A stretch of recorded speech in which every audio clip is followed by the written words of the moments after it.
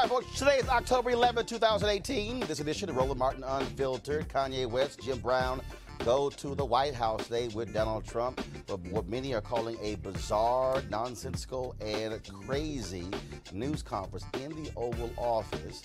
I believe it deserves a proper deconstruction from a black man who understands facts and details. Trust me, you might want to tell your friends right now they should be tuning in, because what you're about to see, you're not going to see on MSNBC, on CNN, Fox News, or any other network.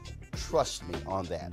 Republicans continue their voter suppression efforts all across the country, especially in Georgia, yet folks are fighting back. We'll tell you exactly how you can do so. Also, the Supreme Court in the state of Washington, they have declared the death penalty unconstitutional for the simple reason that it's applied in a racist manner. We'll break it down with our panel as well. Folks, it's time to bring the funk on Roland Martin Unfiltered. Let's go. He's got it. Whatever the biz, he's on it. Whatever it is, he's got the scoop, the fact, the find. And when it breaks, he's right on time and it's rolling. Best believe he's knowing. Putting it down from sports to news to politics. With entertainment just for kicks, he's rolling. It's on go, y'all. It's Roland Martin, rolling with Roland now. He's funky, he's fresh, he's real, the best, you know he's Roland Martin now.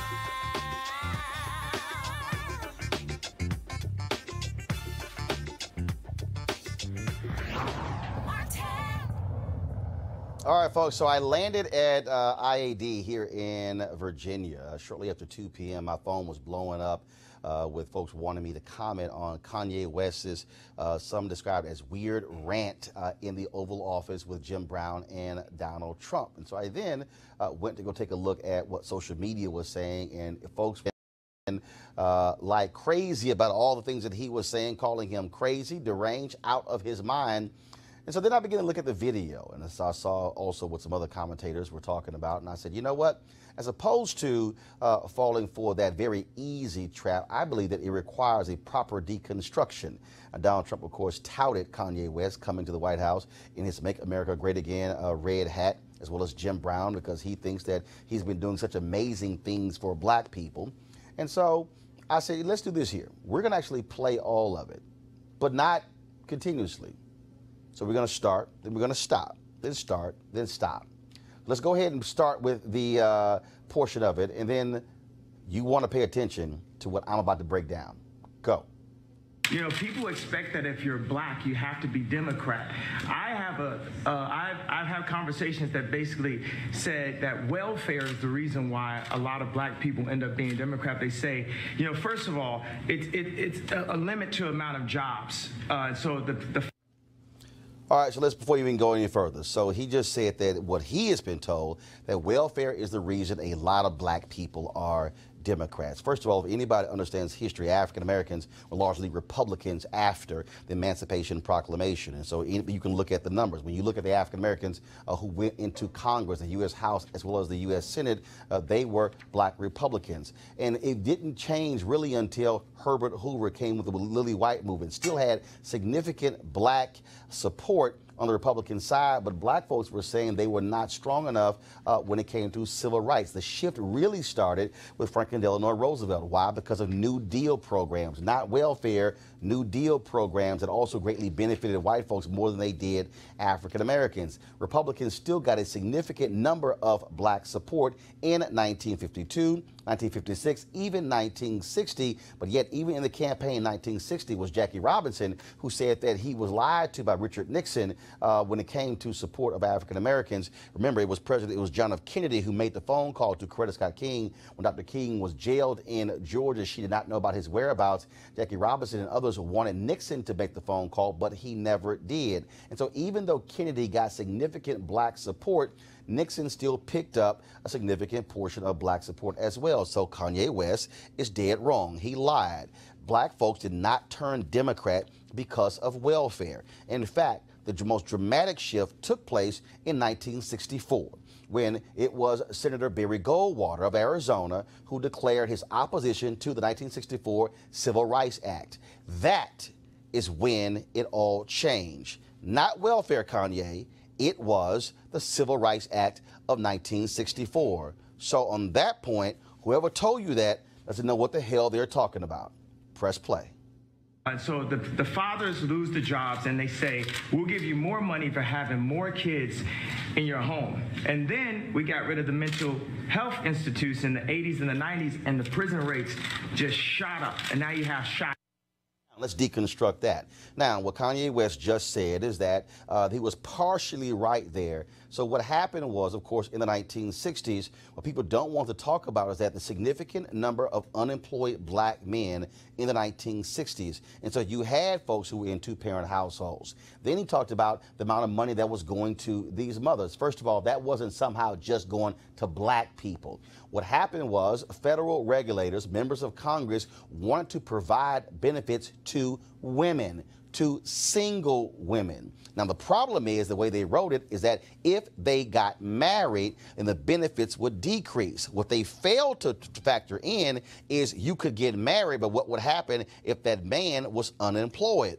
Why did you have significant unemployment rates of black men? Because of systemic racism in America that froze black men and black women out of a significant number of jobs. Now, many people would watch the Diane Carroll show Claudine, where she was, quote, hiding her man from folks when it came to getting benefits. That was the case. But trust me, this was not a federal policy that was targeting black people. It was a federal policy that represented any woman who received any benefits from the federal government. Now, Kanye is correct in terms of the jobs not being available. But the issue there was systemic racism as to why black folks were not getting those level of jobs. Hit play.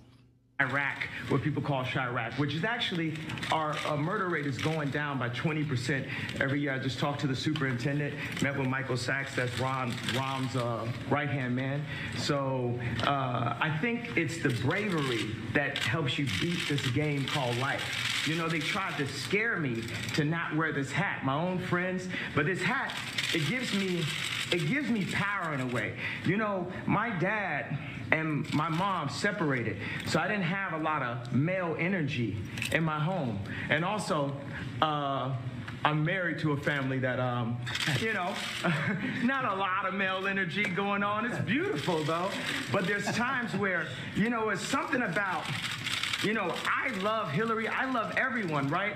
But the campaign, I'm with her, just didn't make me feel as a guy that didn't get to see my dad all the time, like a guy that could play catch with his son. Stop right there. It was something about when I put this hat on, it made me... Stop right there. All right, so here's the deal. He talked about, of course, what drove the prison population was the mental health cuts that took place in the 80s and 90s. You notice Kanye West made no mention of the devastating impact of crack cocaine and how there was a disparity between crack cocaine and powder cocaine. So if you were white, you used powder cocaine, that was a 100-to-1 difference between the ratio of if you use crack cocaine to powder cocaine. That all what drove the criminal justice system. But here's what Kanye West did not say. He talked about the cuts to mental health. Who made those cuts? Ronald Wilson Reagan. Those were the massive cuts that were made between 1980 and 1988. So if you're going to make that particular point, then you must do so. What then happened was the cuts took place on the federal level, which then trickled down to the state level and then down to the county and city levels. And so you had folks who then said, mental illness, we don't care about that. We're going to have drastic cuts. It was Republican Ronald Reagan who drove that. It's very easy to Google. Something else Kanye did not mention. Press play.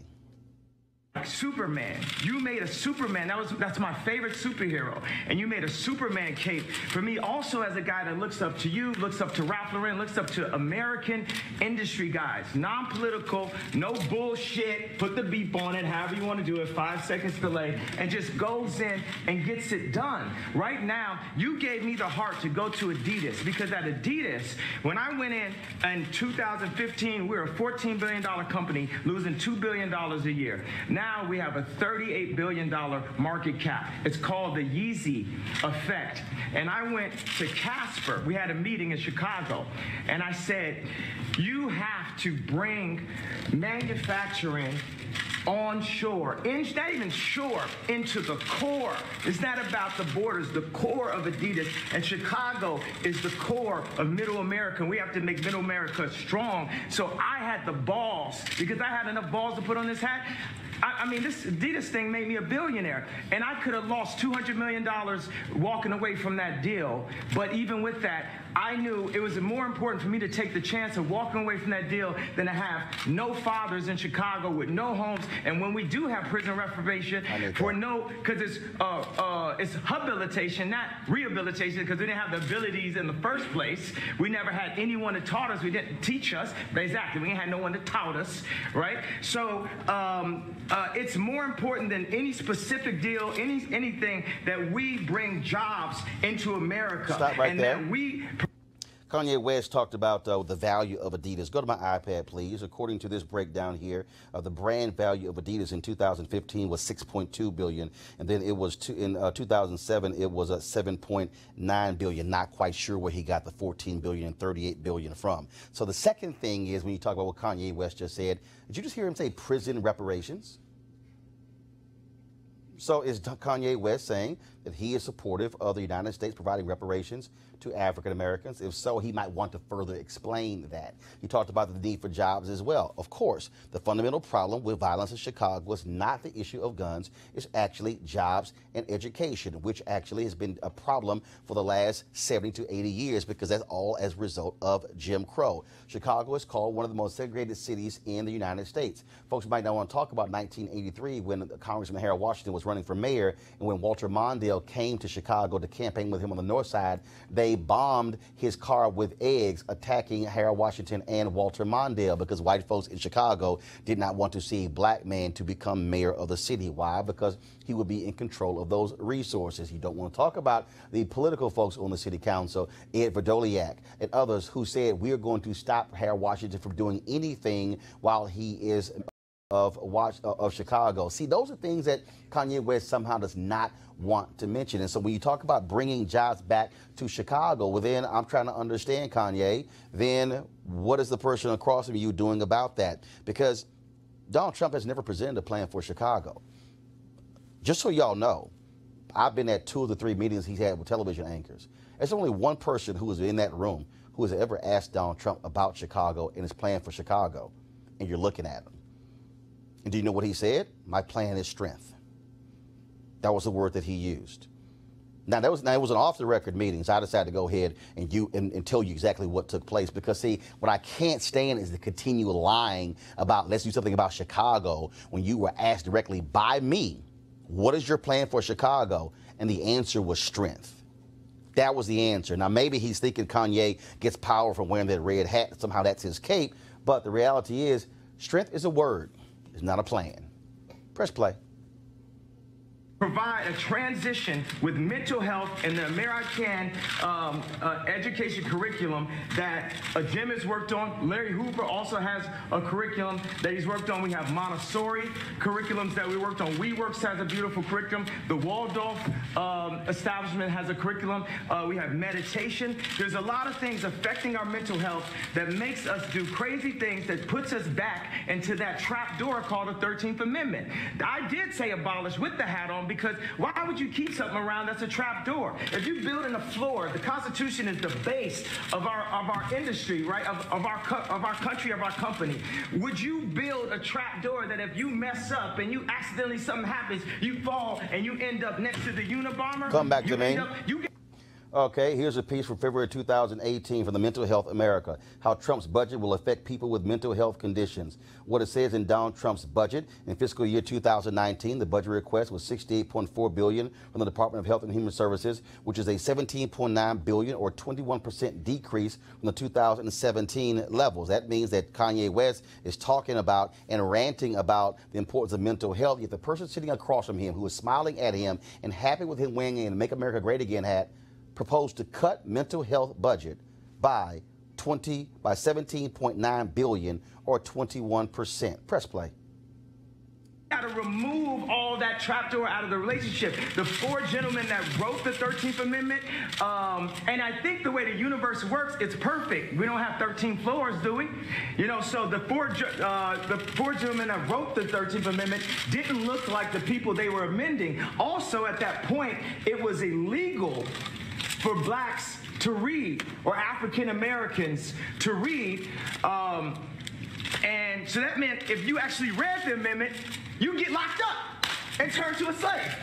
Again, so what I think is we don't need sentences, we need pardons. We need to talk to people. I was diagnosed with bipolar disorder. I was connected with a neuropsychologist that works with the athletes in the NBA and the NFL. And he looked at my brain. It's equal on 3 parts. I'm going to go ahead, drop some bombs for you. 98 percentile IQ test.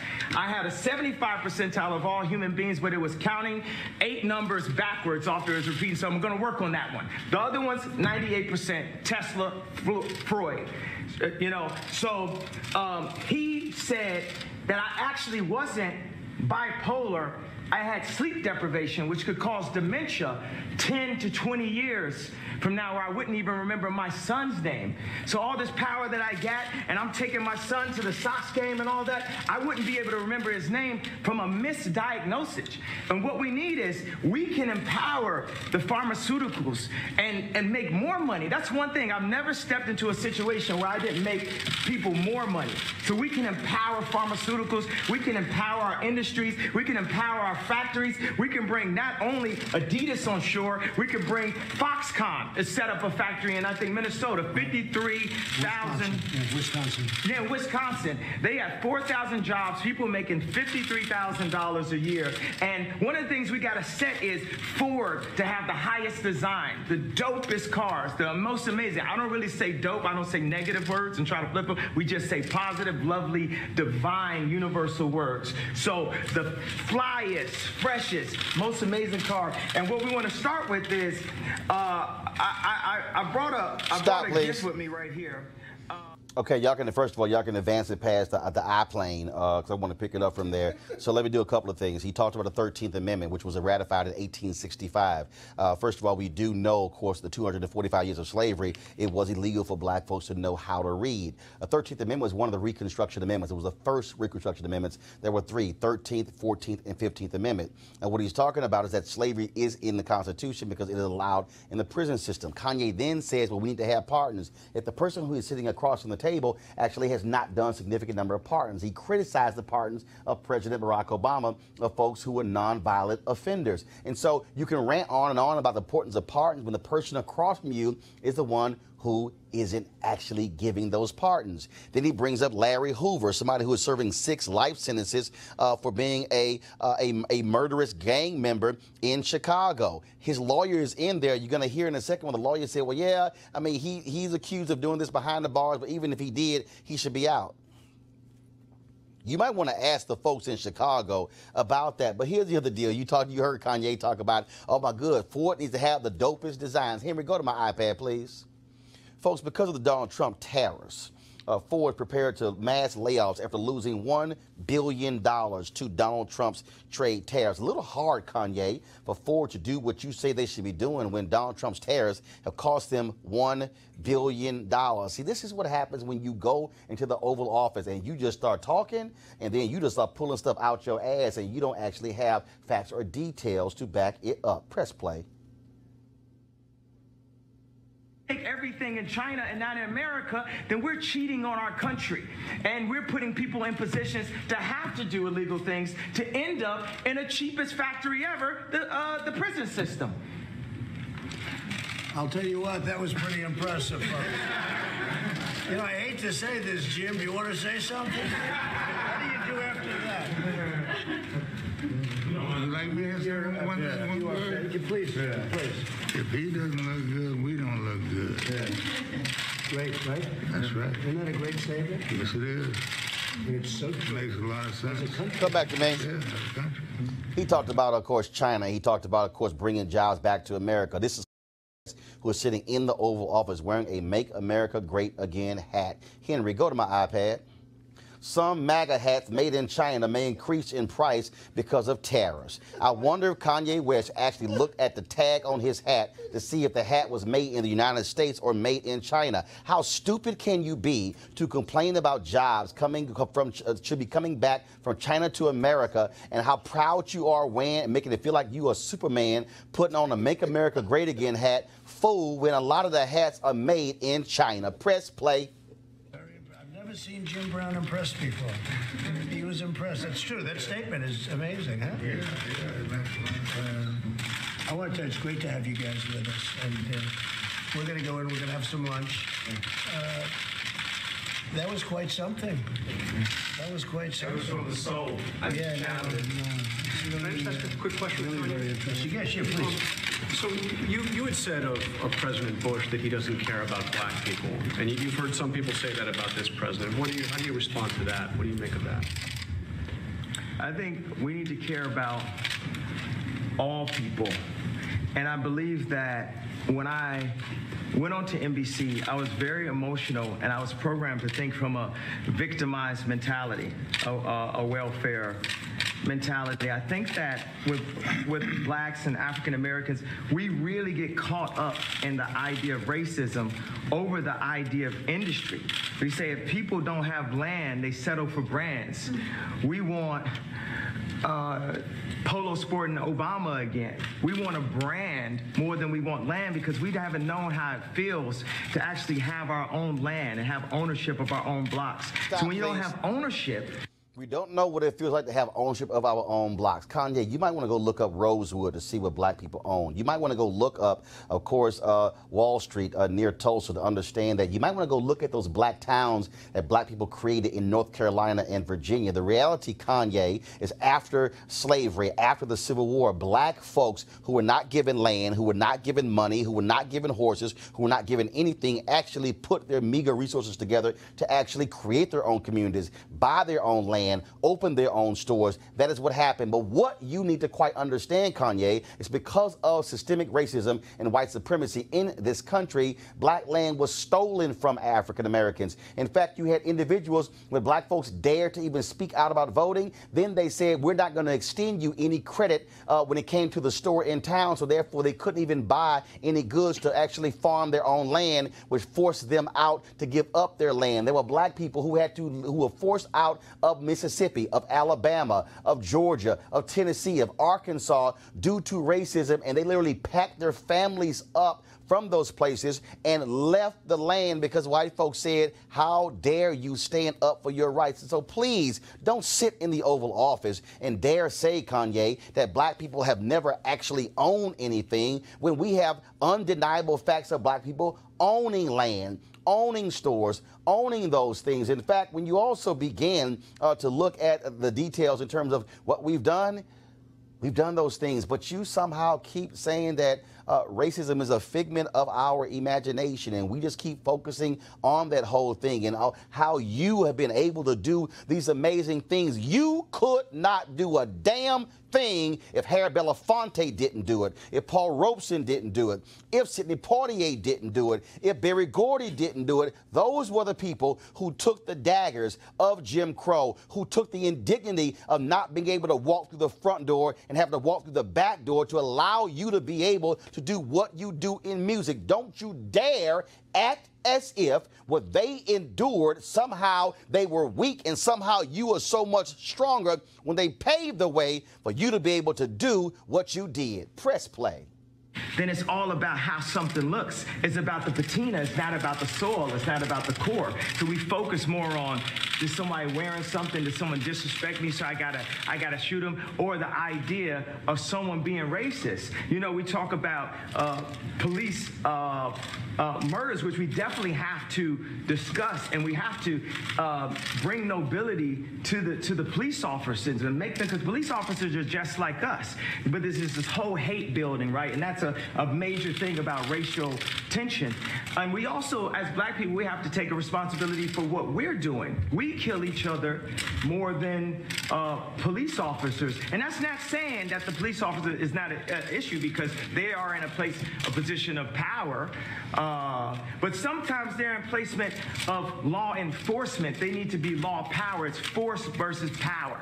You shouldn't have to force people to do that. So a lot of times the police officer is sitting there, they're being forced to do this and forced to do that block, and then they force somebody into something and force something. We have to release the love throughout the entire country and give opportunities. A lot of times it's just the overall lack of reparations that we, at any given point, we say, oh, this is racist, this is racist, this is racist, this is racist. So we don't have the reparations, but we have the 13th Amendment. We got to open up the whole conversation. So, and that's a move. One of the moves. Again, I'm just trying to understand here. So you talked about opening up the love with police departments. Is this not the same city where he's from, where you just saw Jason Van Dyke, who was convicted of second-degree murder in the case of Laquan McDonald for shooting him, lying by saying Laquan McDonald was charging him? Is this the same city where you have a black cop right now who is on trial for being an absolute thug for shaking folks down? Is this the same city in the Laquan McDonald case where several cops erased the video at the Burger King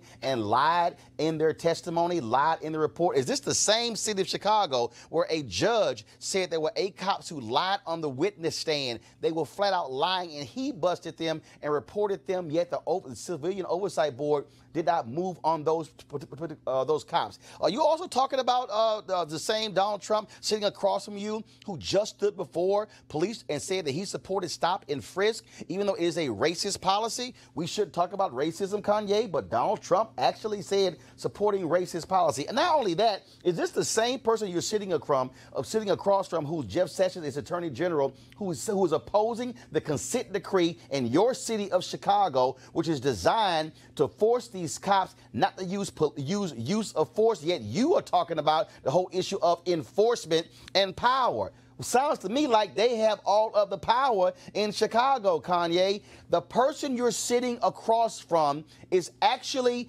advocating and pushing policies that are completely 180 degrees different than what you're saying in your rant. Press play. What I love that liberals tried to do, the liberal would try to control a black person through the concept of racism, because they know that we are very proud, emotional people. So when I said I like Trump to like someone that's liberal, they'll say, oh, but he's racist. You think racism can control me? Oh, that don't stop me. That's an invisible wall. But you don't think you reject those who say he's racist? You had one question, we're going to go to another question. Okay. I answered your question. I don't answer questions in simple sound bites. You are tasting a fine wine. It has multiple notes to it. You better play 4D chess with me like it's Minority Report, because it ain't that simple. It's complex. Mr. President. Actually, Kanye, it is real simple. Just like you, real simple. Press play. I'm from the Chicago Sun-Times, so I would like to know what you would like to ask President Trump to do for Chicago. You're here to talk about crime in Chicago. The thing that the head of the police and Mike Sachs met with me last night at the Soho House about was we feel that stop and frisk does not help the relationships in the city. And everyone that knew I was coming here said, ask about stop and frisk. That's the number one thing that we're having this conversation about.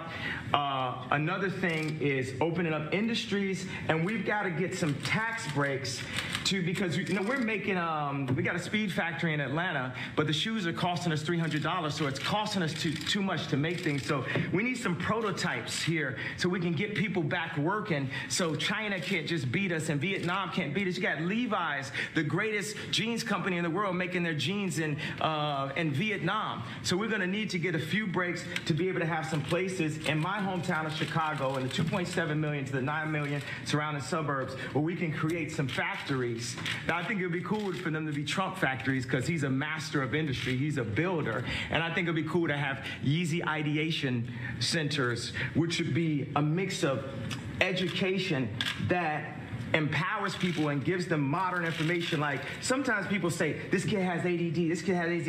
He don't have ADD, school is boring. It was boring, it's not as exciting as this. We have to make it more exciting, we have to mix curriculums. You play basketball while you're doing math. You learn about music while you meditate in the morning. We have to instate mental health and art programs back into the city. So those are, and also Larry Hoover is an example of a man that was turning his life around. And as soon as he tried to turn his life around, they hit him with 6 life sentences. So I believe you say don't tear down the statues. Larry Hoover is a living statue. He's a beacon for us that needs to see his family, that needs to go out and represent. When you have a block leader on every single block, they can own the block as their own. That's something I learned from Jim Brown from America Can. We need to put curriculums from people who really came from the streets, not people who are just trying to set us up to go into a work system or prison system that applies to what people are really going through, which Jim Brown has created.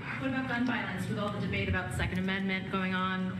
The problem is illegal guns. Illegal guns is the problem, not legal guns. We have the right to bear arms. President Trump has said that he favors stop and frisk. Are you guys going to be discussing that? Do you think he can change his mind? Yeah, we're gonna discuss. I didn't mean to put you on blast like that, bro. But it's definitely. I'm open-minded. I'm here. Yeah. Come back. Mr. President, would you like him to speak up? Come back. Oh, I didn't mean to put you on blast, bro.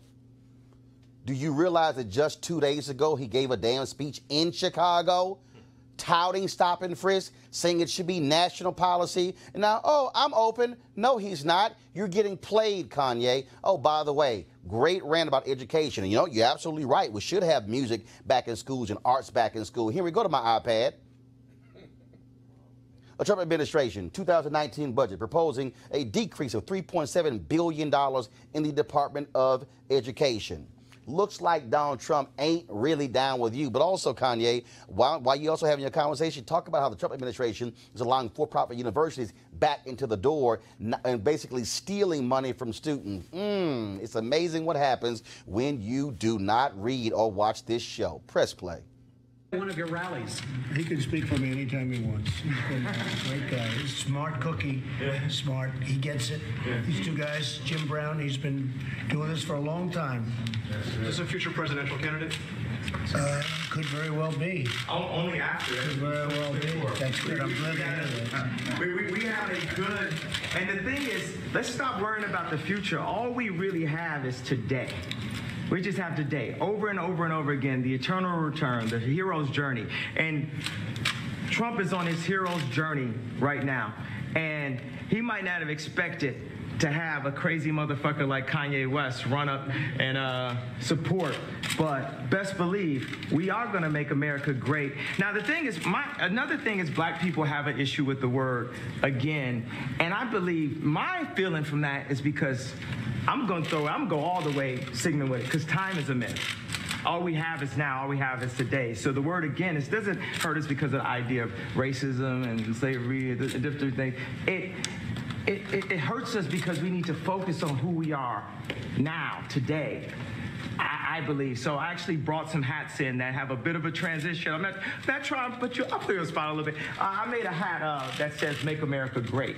Just that. But I would love to see at the Super Bowl, Trump wearing the Make America Great hat, Colin wearing the Make America Great, and showing that we can bend a bit on this side, we can bend a bit on this side, and we can learn how to be malleable in the infinite universe that we are and the loving beings that we are, that we don't have to stick to all traditions. And we aren't a side. We are one unit. We are one country. We are one moment in history and time. We might have been here before, but right now, we're here together, and the greatest value that people have are other people. And we need to stop working on red and blue. It's like a gang again. You're in the Oval Office. Okay. How does it feel to be in the Oval Office? Oh, it is good energy in this. Isn't it good energy? It's good energy. It's a great place. Jim, how do you feel? I feel good. Yeah. I truly feel good. I thank you, too. You're so respected. And what Kanye's doing has been incredible. All over the world they're talking about this. And I have to tell you, I had important meetings today with senators and with everything. Nobody cared. They wanted this meeting. This is the meeting. Is that right? I can say that to John. No, the others were good, right? But this is what they want. Maybe only you would be here. Well, it's my honor, Jim. I want to tell you, I've been a fan of yours for a long time. Long time. And nobody like you. Nobody like you. No athlete like you. Well, you know why I'm here? I'm here to serve. Yeah, it's really nice. I'm not here to ask for anything. I'm here to contribute. You know, that's always been the way Jim has been for a long time. And he Come just back. wanted to help. And I'm here to serve. I'm here to contribute. I'm not here to ask for anything. How in the hell can you sit next to somebody who just talked about mental health, who talked about high incarceration, who talked about violence, who talked about the need for all of these things in our schools? Every single thing Kanye West said, the person sitting across from him stands against. And then the one time in the meeting where Kanye actually was challenging something he said, he apologized. Oh, I didn't mean to put you on blast, boss. That's actually what he did.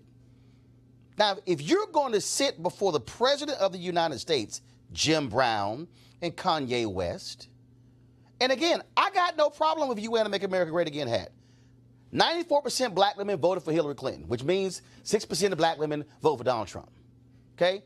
82% of black men voted for Hillary Clinton, which means the mother dude voted for Donald Trump. So, and it also be clear, we know black conservatives, all right? It ain't like we have never met a black Republican or a black conservative. But I simply have one requirement, and if you sit before the President of the United States and in the Oval Office, at least go in there with a set of facts and don't go in there looking like and sound like a fool, just saying we need this. I love this man. I'm going to give him a hug when he stands in opposition to everything you just talked about. You can't sit here and go to the Oval Office and call for the release of Larry Hoover, serving 6 life sentences, when the very man you're sitting across won't even release a brother who was arrested in jail for a small amount of marijuana. Press play. it's something special. Jennifer, did you have a question? I guess just what do you feel about stop and frisk? Are you gonna? Well, we're going to look at it. I'm open to everything. Hey, look, I think it's a shame what's happening in Chicago. And what else can be done? I'm in Chicago a lot, too. I have nice things in Chicago. You know that, right? And I hate to see what's happening. They're having the numbers of people being shot and killed, and it's not for this country. So they have to do something, and I am totally open. If we can do it a different way, Kanye, I'm totally open. But they have to do, I mean, we all agree they have to do something, that's for sure. Is it a law enforcement issue, a legislation? Well, maybe it's a combination of both. Yeah, I guess it is, but I think it's probably a combination of both. And it's also a respect issue. They respect this guy, they respect this guy. That's a big thing. Right now, they're not respecting, let's say, your mayor or let's say your leadership in Chicago, but certainly it shouldn't be happening. What's going on there should not be happening. Steve, go ahead. Honestly, from our standpoint, this was just set up to be a lunch of two people that I like, and I guess they like me. And we're gonna have lunch. We're gonna talk. You said, I guess you know I love you. I know you do. But I don't want to put you in that spot. But no, I'm standing in that spot. I love this guy right here. Let me give this guy a hug right here. I love this guy right here. Yeah. That's really nice. And that's from the heart. I didn't want to put you in that position. I love this guy right here. Let me say it again. I got no problem if a person says, I want to support Donald Trump. What my problem is when you lay out a litany of issues and the guy sitting across from you stands in complete opposition in policy, in who he appoints, in his agenda, and when he sits there and says they've got to do something about it.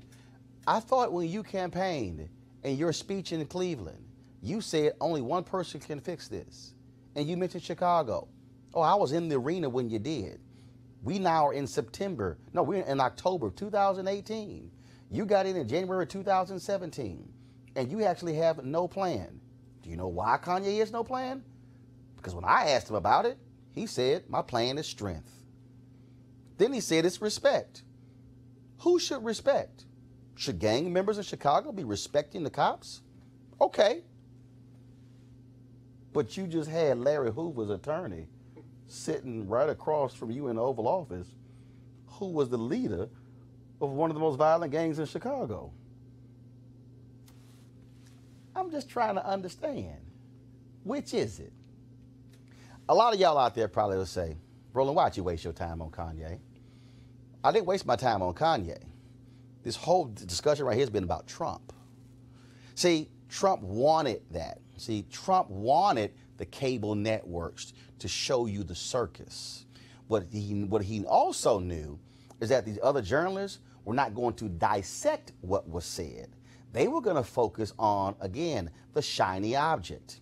I wanted all of you to understand everything Kanye said and then get the facts of what he said and then show you the juxtaposition of him sitting there saying, I love this guy in his hat, yet the guy he loves has policies that are in complete opposition to everything he said in the meeting. Last point, Kanye West said that we as black people should only be concerned about today. We should not be concerned about what happened before. See, here's the problem, Kanye.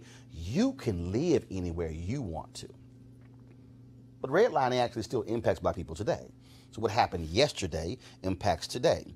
We do know that all these laws, you sat there and just railed about the 13th Amendment and how, it's oppressing us and we need prisoner reparations. Yet we do know that there are laws right now that are denying people of color, especially black people, the right to vote because they served time in prison, and laws dating back to the 1800s and the early 1900s, which means, Kanye, that things that were passed then impact us today. When we begin to talk about any number of other things, we can still talk about education. You still have people who are still fighting Brown versus Board of Education, which came in 1954. Brown 2 came in 1955. And here we are in 2018. But you somehow say we should not be concerned about what happened yesterday. We should only be concerned about today. Kanye, you can't sit in the Oval Office and talk about the 13th Amendment, which was ratified in 1865, and then say we should not be concerned about yesterday and only be concerned about today. If that's the case, then we shouldn't be concerned about the 13th Amendment. Why? Because it was ratified in 1865. You don't even understand what you're saying. You're even contradicting yourself. Welcome to our panel, Amari Faulkner, a business development strategist and adjunct professor, Georgetown University. We have, of course, Greg Carr, chair of the Department of Afro-American Studies at Howard University. A. Scott Bolden, attorney, former chair of the D.C. Democratic Party. Gentlemen, I'll throw it all out to you. Again, I could have easily ignored Kanye, easily ignored all the things he had to say, but I feel it was important for somebody to break down facts to show you, again, how hypocritical he was, saying one thing and then sitting across the table with a smug look on his face, knowing all the cameras were there and knowing the media was going to cover all things Kanye said, and nobody was going to offer you the truth about Trump's policies. I think that you did the nation a service, brother, by doing that. As far as I'm concerned, I think about his late mother. I was rereading her book, Raising Kanye, Dr. Donda West, who taught African-American literature at Morris Brown College and taught at Chicago State. And another ancestor must be sick to her heart to see a son who is so clearly mentally challenged, who's clearly got some health challenges, I would say, really just dissemble like that. The only other thing I would add is, I think that video, just watch it as one piece, that's a beautiful example of mental illness. Two mentally ill people talking to each other as if they don't both need severe intervention. Yeah, it was. I would probably say somewhat of the opposite. I think she would look down and be very proud of her son. And the reason why is he's sitting at the table. And I totally understand what you mean in regards to facts. But you're Roland Martin. I've been watching you on television probably for the last, 2 decades. You have the facts. That's your profession. Kanye West is an entertainer. He was raised on 2 college campuses. Here's why I will not let him be an entertainer off the hook. That's right. And I.C. Davis was an entertainer. Ruby Dee was an entertainer. Right. Dick Gregory was an entertainer. Right. Harry Belafonte is an entertainer. Paul Robeson was an entertainer. Sidney Poitier is an entertainer. John Legend is an entertainer. Lettucey is an entertainer. Common is an entertainer. Yeah, Kerry Washington is an entertainer. That's right. Erica Ash is an entertainer. I can go on and on and on and name you. Jeffrey Wright is an entertainer. Hold on one second, I'm not done. Don Cheadle is an entertainer. I can go on and on and on. These are individuals who at least will attempt to read. And his mother was an academic. He was raised on This is not a guy who. Come on. This guy, this is a guy whose mama was a college professor. And took him to class. Bruh, I mean, you let them off the hook. Nah, something's wrong with that letting man. him off the hook. What I'm trying to say is that what I saw is a person that's sitting at the table. He brought up some very important issues to the President of the United States. The President of the United States talked, to your point, in Chicago about stop and frisk, and he said that wouldn't probably be good for the community. What? I think the stop and frisk. Who said that? Kanye said that. Right. He said it probably But then wouldn't he be said, oh, I'm sorry to put you on blast. Roland. Here's my whole point. When you at the table, Kanye was not talking to him. Right. Kanye was talking to the cameras. At no point did Kanye say, Mr. President, in your budget, you're cutting mental health. Restore it. Mr. President, you're cutting education. Restore it. Mr. President, you came to my city 2 days ago and declared stop and frisk should be national policy. That, sir, is wrong. I'm here to tell you you should rescind that. Roland, that's the most I've ever heard Kanye West talk before in my life. But let me. Well, actually, I've heard him talk longer than that, and I still didn't hear it. You gave over almost 30 minutes of your show to watch that. What I'm trying to say is, when I look at that, you can look at other young men around this country, other young black men in Chicago that may have similar dreams to Kanye, that you can actually make it to the point that you're in the Oval Office. I like this point. I like the point he made, in regardless of how he felt, and Jim Brown, how they felt in the Oval Office. But here's the deal, though. I like those you can like how they felt in the Oval Office, their opinion. but if, first of all, you can have your opinion, but when I'm opposite the very man who has policies that are completely opposite of what I'm advocating, and I'm just happy to be there. Which is your opinion? My point is, hold on. That's not opinion. The entire segment, Roland, the entire segment was about you being right and him being wrong. No, stop. That's what it was all about. Here's where you're wrong. My segment was about what the details are. Right. Can you refute a single detail I offered?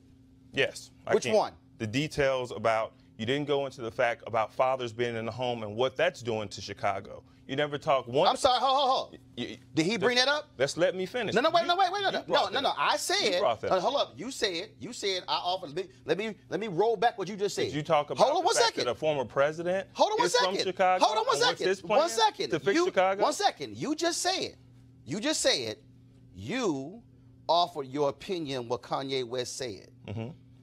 I said I offered detailed facts to what he said. I then asked you to refute a single fact I laid out. You pivoted, because you can't do it, to something else. Now, I'm going to ask you again. I want you to refute a single fact I laid out. Let me give you an example. When you went to Ford's, when you did your one Google search and probably went to the first article you saw on Google. No, actually, I saw it 3 days ago when Ford actually put it out there. Right. But my didn't lose $1 billion. But my point is, he mentioned about Ford having the best cars, had a vision. There's nothing wrong with that. Right. What's absolutely wrong with that? But I laid out the context that while you're saying Ford should have these great designs, Ford also is losing $1 billion due to the man across from him's tariffs. So can you think about that potentially? Ford has an issue with being able to do that. You can't have these great designs losing $1 billion, laying people off who look like me and you because of his tariffs. When Henry Ford created the Model T, he lost a lot of money too. Dude, you just missed what I just said. Lost a lot of money. You just missed what I said. Because of the president. I just said they're losing $1 billion because of the tariffs imposed by Trump. And you want to go to the Model T? Bro, and then Roland, everything you talked about, every single thing that you talked about, it does not, you always blame the president. My point is, every budget, when you mentioned the education budget, The education, charter schools, that's not all federal money. The federal government is not the single most funder of all these things. Okay. You missed the fact that we have nonprofits, we have community leaders, hold we up. have businesses. Hold up, bro. The federal government is not the end-all, be-all. Did you do your research? Yes. You did? Yes. Who created school choice as the Black Choice Initiative? What does that have to do No, with who created I don't know the answer to that question. Who created school choice is the Black Choice Initiative? I don't have an answer to that You question. looking at them. Don't you dare try to educate me on charter schools. Bruh, what you did I didn't say about charter schools. No. I didn't say You just anything mentioned about charter schools. What I said was... What I'm trying to educate you on is... You say because of the budget, it's Trump's No. fault. That's not what I said. That's not what I said. What I said is, if you are going to come into the Oval Office, sitting across from the president and laying out your grand vision, I'm saying the same man who's sitting there smiling at you, looking at you, cutting education budget, cutting mental health, putting more people in prison, getting rid of consent decrees. Putting more people in prison? Did you not see that Attorney General Jeff Sessions rescinded the order of Eric Holder to telling prosecutors you should go after the full penalty when trying to convict people? Scott, you're a lawyer. Am I right or wrong? And a former prosecutor, and he certainly did. And the other point that you made that made a lot of sense had to do with these orders regarding reforming the police department based on prior police brutality. You know, on one hand, Roland, you have a half hour to break it down. You're right about the reporters not being there, but the reporters weren't educated. But let me give you my take. I watched this, and it was cringeworthy. I thought about my father, who was a retired judge. I thought about every civil rights leader who's ever saved this country, who's challenged the presidents, whether it was Martin Luther King or Roy Wilkins. And the point that each of them made, while the presidents in their time agreed with them, each president, including Delano Roosevelt, for example, told Roy Wilkins, I agree with everything you've told me. Philip Randolph. I agree with everything you've said about the American Negro with housing, health care, family, and so forth and so on. Now, make me do it. Go make me do it. Now, go make me do it. But it was cringeworthy because I thought about what a minstrel series this was and the power of this press conference being broadcast by Trump and watching this popular rap star perform with ignorance and with submission and with all that we don't stand for as people of color. Now watch this.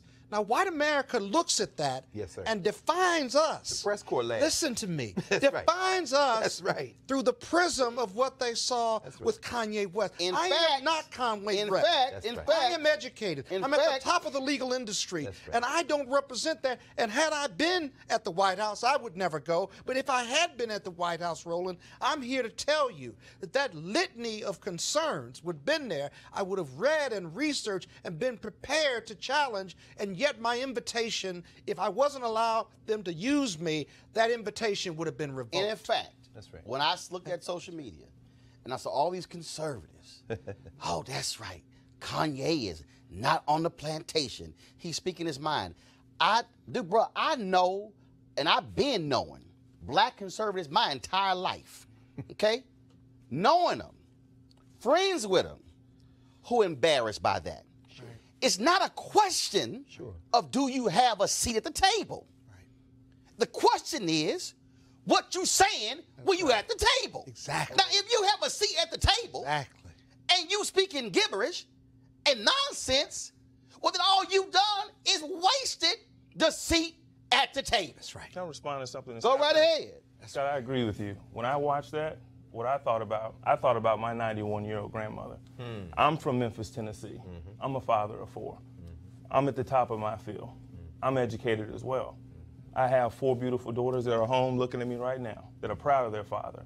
And my point is, what I'm trying to say is that my great-grandmother, she would have been proud of the fact that she's proud of me now because I have a seat at the table. And to your point, when you say you wouldn't go to the White House, that's a cultural shift that we've seen in the past couple of years of, athletes and other entertainers that say they don't want a seat at the table. If Dr. Martin, let me finish. If Dr. Martin King, athletes, entertainers. Who? Can I finish? No, name them. We've had teams, the Golden State Warriors. We've had the Cleveland Cavaliers say that they will not go to the White House. No. Hold on, stop. You just said athletes, entertainers at a seat at the table. Going to the White House and holding a jersey is not a seat at the table. And in fact, you mentioned A. Philip Randolph. Let me go ahead and quote. But can I finish my hold on. I'm going to quote the table. I'm going to quote the table so you have context. Sure. A. Philip Randolph said this. Yes. At the banquet table of nature, there are no reserved seats. You get what you can take, and you keep what you can hold. If you can't take anything, you won't get anything. If you can't hold anything, you won't keep anything. And you can't take anything without organization. Explain to me having a seat at the table and you got nothing to say when you lay all these things out and literally the person across from you stands in direct opposition to everything you just said. My great-grandmother, she wasn't A. Philip Randolph, but she was born in 1901. She couldn't read or write, but she can count money like no one else. And she left a legacy for her children. And I respect that woman from Memphis. And what I would say is, still ain't answer my question. She always told me, with the White House? she always told me, you always take the seat at the table because you have an opportunity. If people would have, if Martin Luther King Jr. would have said the same thing about Lyndon Johnson, who many have said he was a known and open racist, I'm not going to sit across the table from him and work for the betterment of black people. Hold up, bro. Because do I need to play some audio tapes of what? Of what MLK said when he was in the room? He had a seat at the table. No. He was in the room. See, this is the mistake you keep making. No. You keep focusing on I had a seat. No. Not enough. The issue ain't the seat. It's what you're saying when you're in the seat. You can't sit here and say what MLK did because when he went into the room, first of all, he had a plan of action before he walked in. Right. Not only that, he knew the person across from him what his plan of action. Bruh, if you think I am trying to compare Kanye West, well, hell, you brought MLK up. But I am talking about the fact that during this process, the men to my right, we're chuckling and we're laughing. But someone has access in the seat at the table. Roland, you have been in the White House. Hold up. And guess what? When I went to the White House and asked, what's your plan for Chicago? And Roland, I would expect what do you think? But I would expect that from what was his answer? I would expect that from you. Do you think I expect that from Kanye West? What did I say was his answer was? Strength. Roland, I said No. I told you what his answer was. How offended are you when I asked the question, what's your plan for Chicago? And he went, strength. I'm not offended by that. Well, Donald Trump is. Is that a plan? No, it's not a plan. What was Barack Obama's or George Bush's plan for Chicago? Let's just look at what was Rahm Emanuel's plan? Real quick. The President Obama's. So you fine with the president saying my plan is strength? I am fine with the fact that President Trump seems to be doing something to address this issue. Hold up. Hold up. Really? Hold up. One second. Where's the evidence? Makes them right either. This is the evidence. No, 1 second. Where's the evidence? This is the evidence. We are talking about it today. For the past 10 years. That's the evidence? For the past 10 years. That's the evidence? Bringing a spotlight. Let me ask you a question. When has Donald Trump, since he's been president, even before when he was running, when did he go to Chicago to address the issues? But you said while he was running? Since he's been president, has Donald Trump gone to Chicago to specifically to community folks address the issue of violence in Chicago? I haven't seen that yet, and that's something that I would say to the president if I was looking him dead in the face. I would like to see more Maybe action. Kanye should have brought it up. Go ahead, Greg. I'll just say very quickly, there are two ways for black people to get into the Oval Office. One is by invitation because they somehow can be used by the person sitting there. Or exploited. Well, or exploited. The other reason is because they're unavoidable. No, you left the third one. What's that third one? They worked there. Oh, no, that's true. Oh, yeah, the butlers, yeah, no question. And in fact, what did Donald Trump say? The purpose of this meeting was lunch. But anyway, let's set that to the side. Your grandmother, your great-grandmother, 1901, Memphis, I'm from Nashville. About a year or 2 years after your great-grandmother was born, Booker T. Washington was invited to the White House by Theodore Roosevelt, an open racist. And the white press went apoplectic. The reason that he was invited was because Booker T. Washington was seen as the spokesperson for the entire race. He had been propped up by Cornelius Vanderbilt, Andrew Carnegie, so and so. It wasn't because Roosevelt somehow liked Booker T. Washington. He was the guy who was on the table to negotiate. Let's go back in time. Abraham Lincoln, Frederick Douglass invited to the White House. Why? Because Lincoln needed Douglass to help him win the war. Let's come forward in time. Another racist, Woodrow Wilson.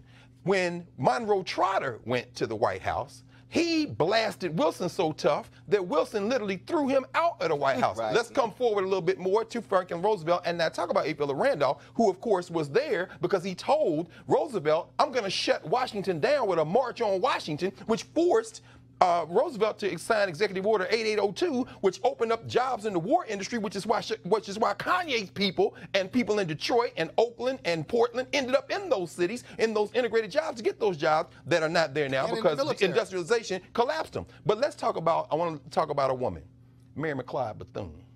Ms. Bethune is in the Oval Office mostly through Eleanor Roosevelt because she said, when I come in here, I'm representing the entire race.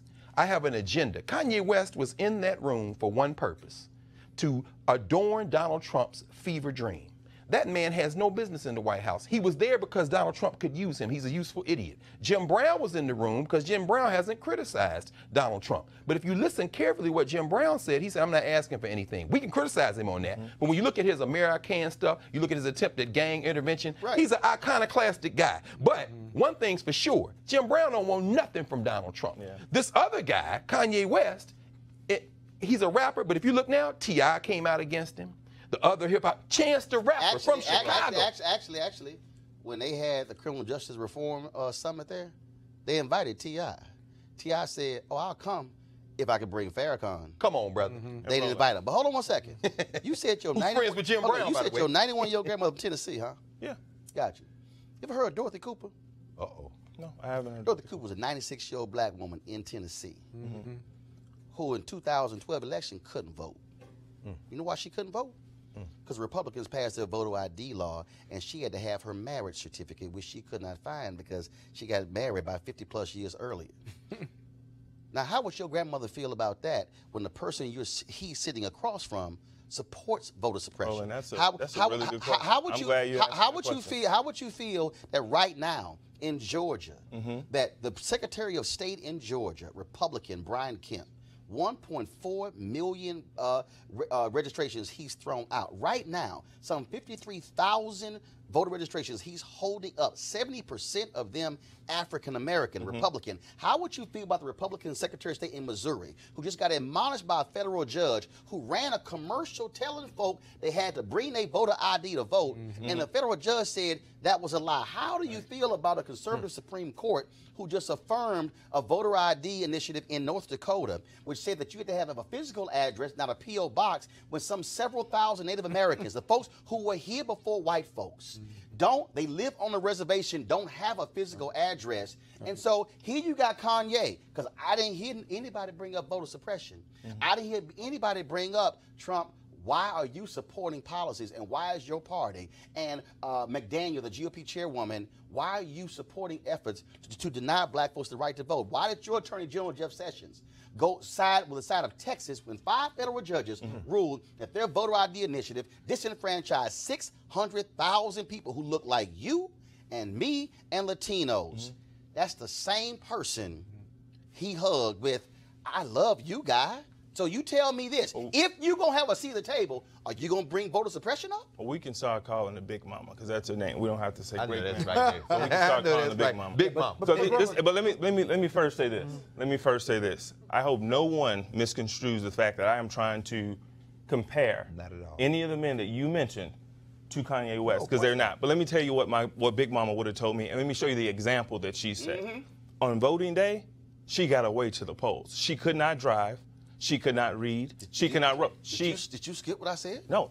You asked me a question about what she would say. I'm telling you. I'm telling you. Bruh, Dorothy Cooper wanted to go to the polls. Can I finish? Dorothy Cooper voted her entire life, but she was denied the right to vote because of Republican voter suppression efforts. You asked me a question. I'm giving you the response of what my great-grandmother taught me. But you didn't answer the question. I'm answering the question. She made sure, and before anybody took her to the polls, months before, she made sure everything was buttoned up from her end, and she always told us. Did you not just hear what I said? They said you need your marriage certificate. The woman got married like 60 years earlier. Right. What are you talking about? Right. No, do you know how many old? We're not blaming do you know how many old people in Wisconsin, Roland, Mississippi, Alabama, Florida couldn't vote because they said I can't find my marriage Or certificate. I don't have a birth Roland, certificate. the point I was born at home. Roland, the point I'm trying to make is we need to, just like Big Mama did, we need to focus the conversation on voter education so we can teach our young men and women the importance and the responsibility of your right to vote. What we have That's to what do we need is to do. go after Republicans who say that you can't submit a certificate from the Bureau of Vital Statistics. Right. You need to submit the birth certificate with the raised seal. That's the only one we're going to accept. Bruh, don't try that. The reality is this Don't here. try what? If this woman, this sister, 96 years old, Right. she said, I don't know what my marriage certificate is. Their deal is if you don't have the raised seal, that's the only one we're going to accept. Why would they only say the raised seal? Even though when you go get a copy, you're getting it from the state. They said, no, you can't use that one. We want the raised seal. But this is a They don't question. have access to it. No, hold on. I want you. Are you implying, just out of curiosity, I've heard you talk about this issue on your segment or not. Do you imply that these type of race seals or photo ID and these laws are only just for black people? No. They only impact black people? What I'm saying is curiosity. the studies show disproportionately who they impact. What I'm showing you is that in Philadelphia in 2012, the head of the Pennsylvania Republican Party stood in front of the cameras and said Mitt Romney is going to win Pennsylvania because of voter ID. And what they did there was they said, okay, we'll offer you a free ID. Well, you know what the elderly had to do? The elderly had to go to the office, sign an affidavit to get the free ID, go back home, wait for it to be approved, go back to the office to pick up the voter ID, and then come back home. Now, how many elderly folks do you know have the ability to go from home, office, home, back office, home? Here's the reality. Republicans across this country, I can go down the line, because I've been covering this, bruh, for the last decade, have systematically attacked. And surgically. In fact, we got a federal judge in North Carolina that they use laser-like precision to target black voters. Bruh, it's in the federal ruling that North Carolina Republican Party used laser-like precision to target black voters. So to answer your question, it's yes. But look at Georgia, though. We haven't talked about Georgia yet. But look at the current Georgia law. The Georgia law, those 57,000 ballots that are kind of held up, and they say, well, they can file a provisional vote on November 6th. The law in Georgia is that, okay, so you fill out your voter registration card, right? If it doesn't match letter for letter, comma for comma, on some prior government forms that the individual may or may not have filled out, whether it's the government, whether you got married or divorced, if it doesn't match, we're tossing it. So if I put Roland Martin and not Roland S. Martin, it gets tossed. In fact, since you asked for the evidence, are they specifically targeting black people? I didn't ask you. No, actually, you did. You said, am I? No, hold up. Let me roll it back. Are you implying that these efforts are targeting black people? In North Carolina, they had email. Hold on. That's what you. Is that not what you asked? I asked you, do you think these issues are only targeted just to black people? They are largely targeting us because you know why North Carolina? They got the emails. They asked the question, when do black people vote during early voting? They came back. 70% of black people vote in the first week of early voting. So you know what they did? And they register on Sunday. They said, we're going to slash. They shut that down. Hold up. Talking black people. They said, we're going to slash all early voting during the first 2 weeks, and we're only going to have one location in the whole county. They got the email. Then they said, we're going to get rid of voting on Sundays. I wonder why. Souls to the polls. The evidence is there. So this ain't even a debate. And this is certified Republican Party politics and then rules. I can go down the states. Iowa, Pennsylvania, Georgia, Mississippi, Alabama, Tennessee, Arkansas, Texas, Florida. We can go down the line.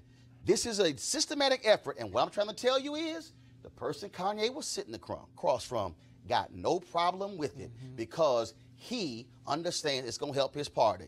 And all I'm simply saying is, if you're going to have a seat at the table, you might want to bring that up. And right now, at this point, I think we have a seat at the table, and I think it's important. It's important that we focus on being proactive. Wow. Instead of being Hold up. You know what? Hold up. We are being proactive. Lawyers Committee for Civil Rights under law, filing lawsuits. NAACP, Legal Defense Fund, filing lawsuits. And what I meant by that is the fact that we need to continue to push for policy to protect elderly people. Are you cool with voter suppression? No, I'm not cool with voter suppression. Are they wrong? Who are they? Is the Republican Party wrong for supporting voter suppression? Roland, a Republican Party or Democratic Party cannot stop me from voting. No, but you answered my question. A Republican. Hold up. Yes, they can. I've been a vote. I'm not going to give away my. Hold up. I'm gonna ask you. He just went down 4 or 5 different states where voter suppression, where federal court has determined that they surgically did it against black people. 5 federal judges. And they can we need stop to educate. No. I'm gonna ask. Hold up. That's a nice pivot. I'm good at that too. But I'm gonna ask you a question again. Do you believe that the Republican Party in those states, they are specifically suppressing the vote? Do I think? No, I do not think that they are specifically oppressing the vote. So hold up. So even though a panel of federal judges wrote that was laser-like precision targeting black voters and overturned the voter ID law, you're saying that ruling was incorrect? Roland, what I'm telling you is I do not believe that there are Republicans that are going down the books and saying, I don't want black people to vote. We're going to stop and they're not going to be able to vote. Oh, my God. Greg, go ahead. Hold up. Y'all go ahead. Hold up. I'm about to end. Hold up. What makes Georgia worse, let me just say this. What makes Georgia worse is that the Republican nominee for governor is the Secretary of State. Who's pulling the ballots out and holding them and saying you can file a provisional. And the consultant who gave to his campaign recommended getting rid of the 7 of the 9 voting sites in a county that was 70% black. But that just happened to be that just happened to be like kind of accidental, right? That's a great message, Roland. I've been hearing you say this over and over every night. No, it's fact. Was this happening 8 years ago? Or no, bro. Yes. Oh, it has? Bro, at 2008. Were we talking about it? Yes, we were. Was the president talking about it? Yes, he was. What did he do about it? Which one? President Obama. Yes, he. Wait a minute. What did he do about it? Hold up. Since you want facts. What did he do about it? 2012, when in Ohio, Republican-led county boards extended voting hours with Republican counties and cut voting hours in Democratic counties, it was the Obama administration, his campaign, who sued the Secretary of State, sued Ohio, took him to court, and the Secretary of State of Ohio admitted that was wrong. Now you got your facts. Go ahead, Scott. Bruh, hold up. Don't throw something out, bruh, if you ain't got the facts. My point, Roland. Scott, go ahead. These are local issues? And this is how I fight. Oh, my God. Actually, voting is a state issue. Go on. Voting is a state issue, which is why. Especially if they gutted the Voting Rights Act. Well, this is exactly where I was going, Roland. Voting is a state issue, which is why it was Shelby County, Alabama versus Eric Holder, Attorney General of the United States. Why? Because they were trying to destroy the pre-clearance provision of the Voting Rights Act. And the moment the Supreme Court threw it out, under Obama, because every single one of those southern states instituted massive voter suppression immediately. Absolutely. And I didn't say they waited 2 weeks. No, they had the laws ready. The next day. Of the American legislative. Those were also Republican-led legislatures. Right. Just so you know. What I would ask you, as a professor, do you not think it would be a great idea for us to use a show as such, when you have a seat at the table, to educate young black men, young black women, about the importance of voting? That's actually I got to get in. They are suppressing our votes. Let me give you a very basic. Today is Thursday. In my Tuesday morning class, I asked students. I said, "Who's from Florida? Who's from Georgia? Are you registered to vote? And what's the status of your absentee ballot if you're not going home?" You know what I heard? I heard a kid from Florida say he hadn't gotten his ballot yet. I heard 2 kids from Georgia say they haven't gotten their ballots yet. So to answer your question very directly, based on experience I had 48 hours ago, we're already beginning to see how they're going to try to steal this election. And I'm telling you, from students who are conscientious, Howard University registered thousands of students over the last couple of months. But I'm saying, and Georgetown was part of it. Some of those students, all the kids in D.C., American, George Washington. My wife went to Howard Law, and she's been part of the process what I'm saying is, not only do I agree with you, my little sample poll in the room began to reveal. And when they found out from each other, when they heard each other, they was like, "Oh, wait a minute, hold on. All those kids they are start now, to act, right? Scott, because they already acted. They sent for their ass. My point is when they didn't arrive, they started to act. Scott, at the state level, county level, at the table. and even at the federal level, but at the state level, which we are trying to have more African Americans in governorships, in the state houses that we lost. It makes no sense. We should always do voter education for our young people. Which we have done. And we continue to do it. We are experts at it, Black right? folks real good at that. But when we say, them to the polls, when we say and we message, they are suppressing our vote. I think that's a horrible message. So what? Hold on, Scott, stop. Of course it does. Bruh, you cannot sit here and say when we say they are suppressing the vote, it's sending a horrible message. The horrible message is suppressing the vote. How is it that you somehow can't even articulate that? It's like you were scared to say that's wrong. You were scared. You were saying, well, we got to tell our folks. Here's the deal. Fact, there were literacy tests. There were poll tests. They have always put barriers in black folks' way. And you know what we did? We hurdled the barriers and still fought to bring the barriers down. But, bruh, don't sit here and act like we can't fight to bring the barriers down when we got evidence, undeniable evidence, where they have been targeting us because they want to shave the voters off here and shave them off here and shave them off here. Undeniable empirical data, and your answer is, well, can we just teach our people to go ahead and just go ahead and register? Come on, Doc. You say you don't believe it's happening. My point is this. Is it happening? Yes or no? Denial. Are they putting policies in place to suppress folks from voting? Yes or no? No one that I have met in the city of Memphis that I've talked to. Oh, that's people. different. I served overseas for 2.5 years. Sure. I had to do absentee voting. Well, the military, sure. I just transferred over from Tennessee to Virginia. It was an arduous process, but it was an arduous process that all Americans have to do, and it's our responsibility to understand those processes and help our youth and help elderly people. That's why Septima Clark in South Carolina started the Citizenship Education Project. While the NAACP, Legal Defense Fund, and everybody else was suing at the Supreme Court level, they were teaching Septima Clark the freedom schools in Mississippi. You got to learn. But here's the question you can never answer, brother. How many bubbles in a bar of soap? There's no way to answer that question. In other words, when you put an impediment before that it's absurd, you're not saying that they're not trying to suppress the vote. I'm not saying that poll taxes before the Voting Rights Act was But what Roland just explained to you in Pennsylvania is the equivalent of a poll tax, brother. When an elder has to go back and forth several times who's on limited income, that's a poll tax. Since you from Tennessee, I'm just gonna end it this way. Here, just go to my iPad. Democrats in Tennessee County allege voter suppression. The Tennessean, voter suppression in Tennessee should be on its way out. Tennessee Tribune, facts show voter ID laws limit turnout. Tennessee.gov, what ID is required when voting. Facing South, Tennessee students continue to fight against a discriminatory voter ID law. KnoxNews.com, voter suppression more destructive than rare fraud. Bruh, that's your state. And you had the nerve to sit here and say it's not existing? Bruh, come on. All of y'all, I appreciate y'all watching the show. Great conversation. We're going to be broadcasting live from Bloomington, Illinois tomorrow, where I'll be speaking to the NAACP Freedom Fund dinner. Bottom line is here. The reason we have this show, the reason this is important, you're not going to have this level of conversation on cable news because they're going to go for the entertainment.